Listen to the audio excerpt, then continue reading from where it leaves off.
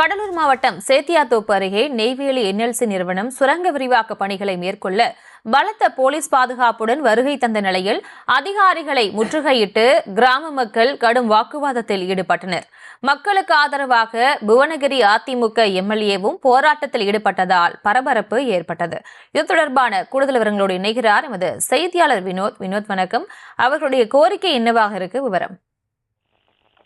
நிச்சயமாக கடலூர் மாவட்டம் நெய்வேலி என்எல்சி நிறுவனம் தனது சுரங்கம் 2 விரிவாக்க பணியை சேத்தியாத்தோப்பு அருகே இருக்கக்கூடிய கரிவெட்டி கிராமத்திலே மேற்கொண்டு வருகிறது.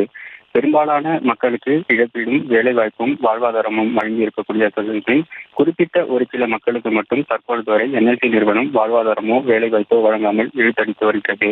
முழுமையான இழப்பீடு வழங்கினால் மட்டுமே கிராமத்தில் விரிவாக்க பணிகளை மேற்கொள்ள விடுவோம் என்று கிராம மக்கள் அவ்வப்போது எச்சரிக்கை விடுத்திருந்த நிலையில் இன்று திடீரென சுமார் 50க்கும் மேற்பட்ட காவல்துறையினருடன் என்எல்சி நிறுவன அதிகாரிகள் பலத்த போலீஸ் பாதுகாப்போடு கிராமத்தில் சுரங்க விரிவாக்க பணிகளை மேற்கொள்ள வந்தனர். இதனை அறிந்த கிராம மக்கள் ஒன்று திரண்டு அதிகாரிகளை தடுத்து நிறுத்தி கடுமையான வாக்குவாதத்தில் ஈடுபட்டனர். மேலும் அதிகாரிகள் கரிவெட்டி கிராமத்திற்கு செல்லும் சாலையை துண்டித்துவிட்டு மின்சாரத்தையும் துண்டிக்க முயற்சிப்பதாக குற்றம் சாட்டி வருகிற கிராம மக்கள் உடனடியாக என்எல்சி நிறுவனம் மீதம் இருக்கக்கூடிய கிராம மக்களுக்கும் சமமான இழப்பீடும் வேலைவாய்ப்பும் வழங்க வேண்டும் என வலியுறுத்தி அதிகாரிகளிடம் கடும் வாக்குவாதத்தில் ஈடுபட்டனர்.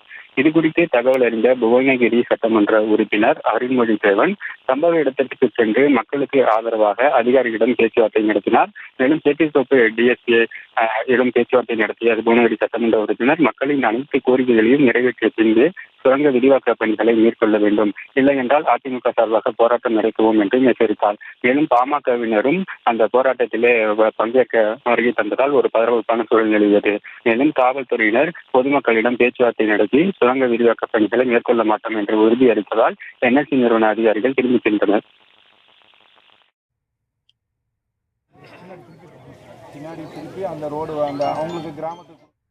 விவரங்களுக்கு நன்றி வினோத்.